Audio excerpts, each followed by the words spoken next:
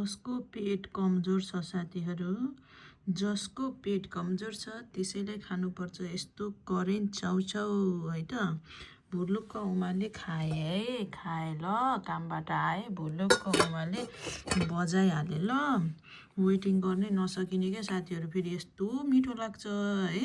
यो चाहिँ पालुङ्गोको साग हाले, अलिकति हरियो प्याज हाले, त्यो कता कता पात कता पुगेछ है।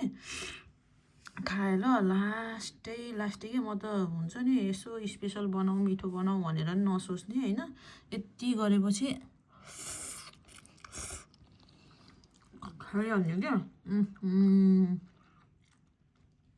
पिरो पिरोकै करेन्ट चाउचाउ किन र यस्तो दिदी।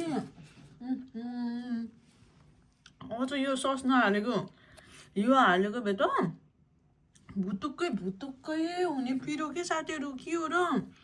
हामी त खाना नसकेर है अस्ति बेलुका 3टा पकाएको मैले, बुढोले नि खान सक्नु भएन, मैले पनि सकेन क्या त्यस्तो पिरो। अनि अहिले त्यो सुप मात्रै हालेको, यो चाहिँ हालेन मैले होइन, अहिले देखाएको चाहिँ त्यही पनि पिरो रहेछ है।